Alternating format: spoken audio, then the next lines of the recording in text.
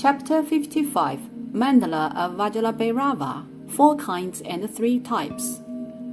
In previous chapter, we introduced the book cabinet of the west and east walls of the Faran Hall, where kanjur and tanjur are stored. In front of the cabinet of the west wall lies a table, on which there is a huge tablet, where a Vajrabhairava mandala made by sand with different colors is erected. We will elaborate mandala in this chapter. First, what is mandala? Mandala is a critical concept in Tibetan Buddhism.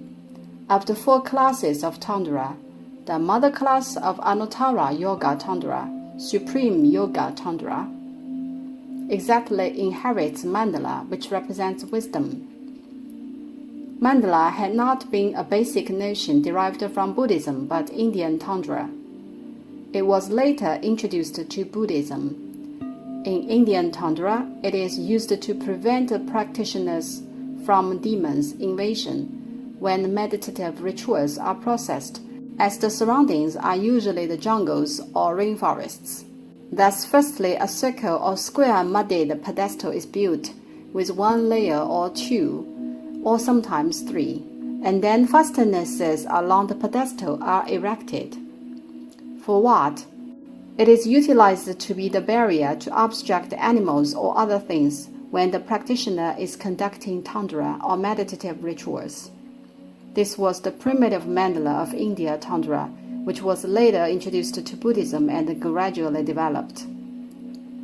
The main frame of mandala is a big circle with a square encircled. This square is exactly the pedestal. In a way of geometric structure or from certain perspective, the architectural structure of Beijing city is exactly a mandala. As the capital of the Yuan dynasty, it was initially designed and constructed by the Tibetan lamas and the Nepalese architects. And this architectural style has been continued and extended by the Ming and Qing dynasties. It truly bears the style of mandala. Mandala, upon introduced to the Tantra Buddhism, is also called Mantuo Luo, Mantu Luo, Mancha Luo, and so forth. Well, it is commonly called Mantuo Luo or Mantu Luo. Tantra pays great importance to phenomenon and practice, and there is one school also values phenomenon, which is exactly the sect Weiyang of Chan of the exoteric school. For schools or sects valuing phenomenon always intend to manifest the power of Buddhism with iconography. As Tantra values phenomenon, it demonstrates the power of Buddhism with mandala, which is esteemed to be meditative object and utilized to practice meditation. If you have ever listened to my course History of the Pure Land sect, you would know that there is 16 meditations in Amitabha Lotus sect, the Pure Land sect, which refers to 16 objects of meditating, whereas mandala in Tantra is equivalent to one of the 16 objects. To put it in another way, it is not the meditation but the object of meditating. The term mandala itself means nature. Mandala equates nature. Then what is the nature of Buddhism? The nature of Buddhism is the highest, correct, and universal knowledge. Isn't it?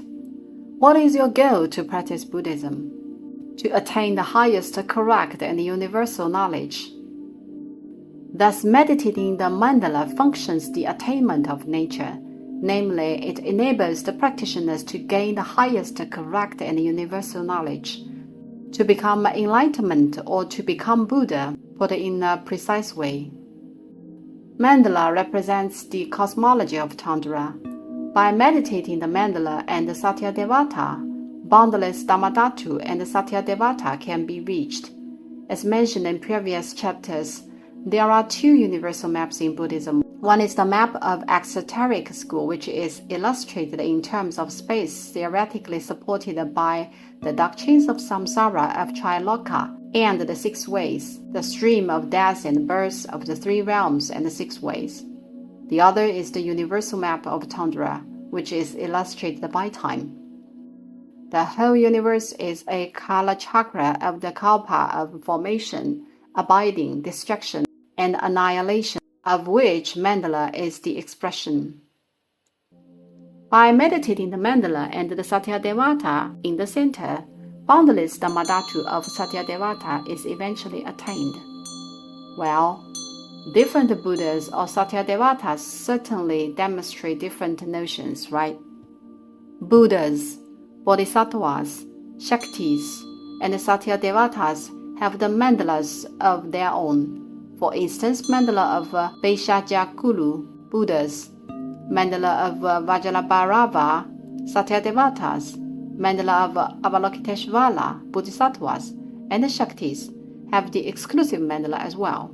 Each mandala has a standard religious ritual, and it must be built according to the ritual strictly and infallibly.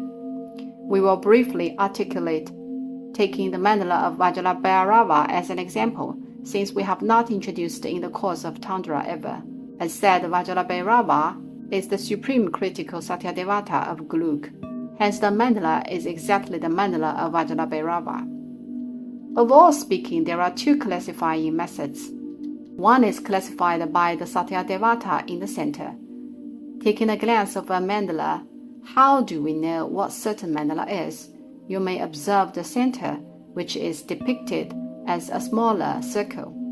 The mandala type is defined by the figure in the small circle, since the figure is called the center Satyadevata. In other words, the figure in the right center is the central Satyadevata.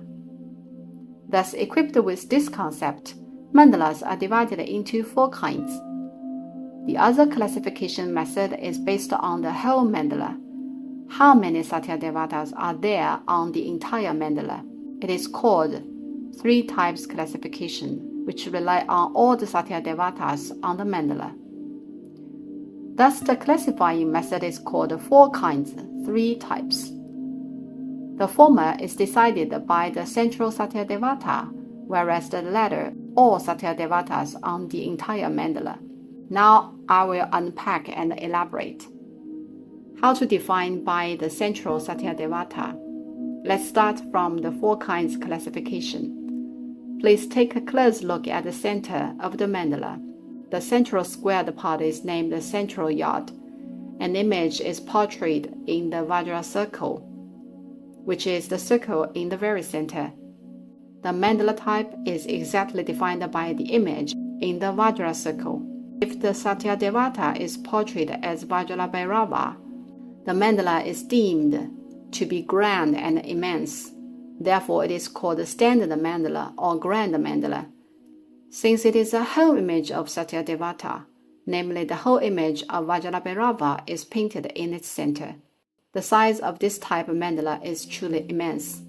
Without enough space, the Satyadevata cannot be wholly illustrated in the Vajra circle. The second kind of mandala is painted with the ritual implements held by the Satyadevata. What are the ritual implements held by the Satyadevata? Let's exemplify with Vajrabhairava, who holds 34 implements in his hands. One of the implements can be painted, and it could be the Vajra or Vajrakahanta to represent the Satyadevata. Another example, like Guhya Samaja, which is the simplest, a wheel of Dharma can be painted to represent Guhya Samaja. This kind of painting, which uses a ritual implement to represent Satyadevata, is called Samaya Mandala. The third kind is portrayed neither the Satyadevata nor the ritual implements. Why? As the same ritual implements could be held by different Satyadevatas, and the scope of implements is limited and numbered. Hence, the third kind is the most common one, which is portrayed with the Sanskrit letter, which stands for certain Satyadevata. What is the Sanskrit letter of Satyadevata? It refers to the initial letter of certain Satyadevata in Sanskrit, or the initial letter of mantra of a bodhisattva in Sanskrit. For example, the initial letter of mantra of Avalokiteshvara. The initial letter of the mantra of Avalokiteshvara in Sanskrit represents Avalokiteshvara. These sort of letters are called germ syllables in Tundra, which exactly represents the Satyadevata. Thus, this kind of mandala is named the Dhamma mandala, as the image of the Sanskrit stands for the name or the mandala of the Satyadevata. For the sake of the name of germ syllables, it is also called the mandala of germ syllables. Among the above three kinds of mandalas, the mandala of germ syllables, which is depicted with a Sanskrit letter in the center, is the most common, as the mandala with Satyadevata requests immense space, and the Samaya mandala is of high possibility of ambiguity, unidentifying Satyadevata due to the same ritual implements. The three kinds of mandalas of the four are all painted by fine sand of different colors. Good example is just the one presented to us, mandala of Vajrabhairava. These three are called plain mandalas, as they are portrayed in plain. The most common mandalas are actually not made by sand. How are they presented then? They are expressed and depicted in tanka, enormously in quantity. Besides these three mandalas defined by the central Satyadevata, how about the fourth kind? The fourth kind is distinctively unique, which is stereoscopic.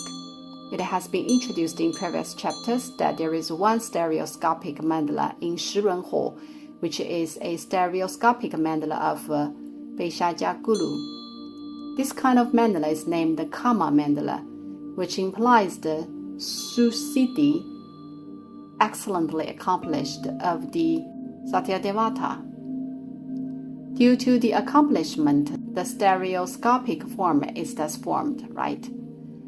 As ordinary people, you are still in the process of imagination and meditation with the image on paper.